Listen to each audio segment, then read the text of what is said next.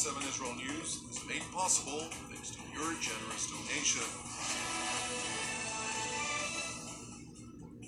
Shalom and good evening. This is TV7 Israel News broadcasting to you from Jerusalem. And in today's top stories, Israeli Prime Minister Benjamin Netanyahu stresses that Israel will not turn the other cheek to Iran's aggression and signals to the United States that the absence of a response has clearly raised the threshold of the Islamic Republic's aggressive activities in the volatile Middle East. Palestinian Islamists launched a rocket from the Gaza Strip towards Israel's southern communities, prompting an Israeli retaliatory strike of Hamas military installations. Syrian President Bashar al-Assad emphasizes that unless a political solution that preserves his country's territorial integrity is achieved, war between Syria and Turkey is inevitable.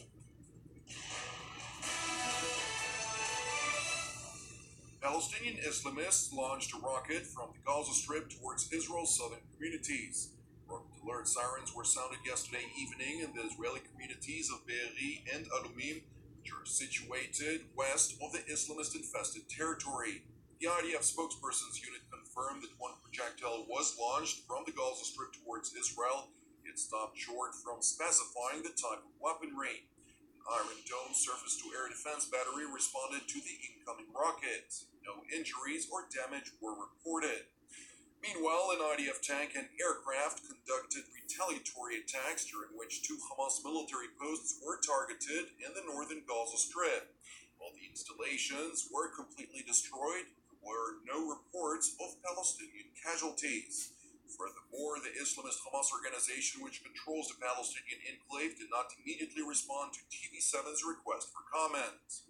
Turning to the Israeli-Lebanese border region, where the Iranian proxy Hezbollah reportedly launched a surface-to-air missile toward an Israeli unmanned aerial vehicle, UAV, that conducted a reconnaissance mission in Lebanon's airspace. The Hezbollah affiliate Al-Manar News Network reported that Hezbollah targeted the UAV over the country's south with appropriate weapons, forcing the drone to abandon its mission and retreat back into Israeli airspace. While domestic Israeli news agencies claimed that the Israeli military drone was gathering intelligence of Hezbollah targets near Lebanon's border with Israel, the IDF spokesperson's unit underscored that it does not disclose its operational activities. That said, an IDF spokesperson confirmed to TV7 that an anti-aircraft missile was launched over Lebanese territory towards an IDF UAV, further emphasizing that the UAV was not hit. Turning now to the IDF Officers Corps graduation ceremony for the military's ground forces, where Israeli Prime Minister Benjamin Netanyahu declared Jerusalem's resolve to defend the Jewish state from any and all threats, including first and foremost from the Islamic Republic of Iran. Speaking to the new generation of IDF officers and their families, Netanyahu reiterated the increase of challenges that Iran poses to Israel. Nevertheless, he underscored that the IDF is prepared for these threats and sees the opportunity to relay a message to the Ayatollah regime in Tehran. המרחב סביבנו סוער וגועש. האיומים צצים בכל פינה, בסוריה, בלבנון, ברצועת עזה, כמו גם בעיראק, בתימן וישירות באיראן. איפה לא? כוחות איראניים ופרו-איראניים פועלים להתחמש בלא הפוגה. אנחנו ערוכים לאיומים, ולא נהסס להנחית מהלומה קשה על מי שינסה לפגוע בה.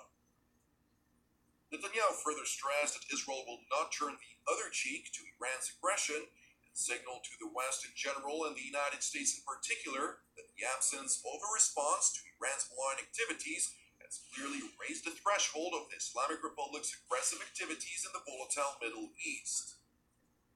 רף התעוזה של איראן באזור עולה ומתגבר עוד יותר נוכח היעדר תגובה. אבל ישראל לא תגיש את הלחי השנייה. מי שפניו לתוקפנות יענה במלוא התקיפות ויספוג מחיר כבד. Meanwhile, the Israeli Air Force is set to launch an international exercise, codenamed Blue Flag, which for the first time in Israel's history it will involve fifth-generation weaponry, including the advanced F-35 aircraft. Several countries will take part in the 11-day exercise between the 3rd and 14th of November. The Germany, Italy, Greece, and the United States. Air crews and pilots, including the aircraft of the participating countries, will arrive in Israel and simulate various scenarios. According to the IDF spokesperson's unit, the cooperation aims to enable high-quality international training, mutual learning, and development of flight techniques, and after-action review techniques. It will also offer an opportunity to strengthen relations between the countries. Lieutenant Colonel Y, an Israeli Air Force Squadron commander, praised the exercise as an excellent opportunity to show the strength and steadfastness of the Israeli Air Force. הטייסת שלנו אחראית על שיפור הכשירות המבצעית של חיל האוויר. אנחנו מפעילים מגוון רחב של פלטפורמות אוויריות, מטוסי קרב, מסוקים ומטוסי תובלה. תרגיל הבלופרד הוא התרגיל האווירי המתקדם ביותר שיבוצע במדינת ישראל. תרגיל מתקדם מסוג זה יחייב שיתוף פעולה הדוק בין הטייסות הזרות יחד עם הטייסות הישראליות לאורך התרגיל. אין לי ספק שתרגיל מצוין שיראה את חוזקו וחוסנו של חיל האוויר. Now in other news, the U.S. State Department announced a series of new sanctions that Washington imposed last night against the Islamic Republic of Iran.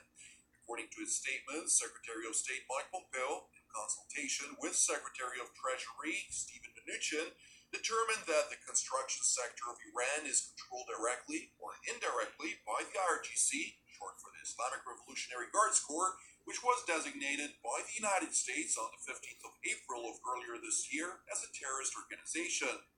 Furthermore, a list of materials was identified as being used in connection with the nuclear, military, or ballistic missile programs of Iran. As a result, the U.S. State Department announced that the sale, supply, or transfer to or from Iran of its published list of materials will be sanctionable by the United States. The State Department underscored that with these actions, the United States is continuing a campaign to maximize economic pressure on the Iranian regime. This campaign aims to fundamentally change the Iranian regime's behavior, block all paths to a nuclear weapon, and end Iran's state sponsorship of terrorism and regional malign activity. Turning now to Israel's northern neighbor, where Syrian President Bashar al-Assad accused Turkey of operating as an American agent actively seeks to occupy Syrian lands. In a state television interview from an undisclosed location, the ruler of Damascus insisted that because of Ankara's actions, Syria considers Turkey an enemy and underscored that unless a political solution that preserves his country's territorial integrity is achieved, war between the two neighbors is inevitable. الساحة السورية هي ساحة واحدة ومسرح عمليات واحد. من أقصى الجنوب إلى أقصى الشمال التركي هو الوكيل الأمريكي بهذه الحرب. وفي كل مكان كنا نحارب الوكيل التركي. فعندما لا يخرج بكل الوسائل فلن يكون هناك خيار سوى الحرب. هذا شيء بديهي. ولكن أنا أقول بالمدى المنظور علينا أن نترك المجال للعملية السياسية بأشكالها المختلفة إن لم تعطي نتائج فهذا عدو ستذهب إلى الحرب. لن يوجد خيار آخر. Despite these comments, as well as claims in Ankara of remaining Kurdish militants in its declared security zone along the border, Turkey's defense ministry released photographs this morning of Turkish and Russian soldiers conducting joint ground patrols, which were said to be in northern Syria.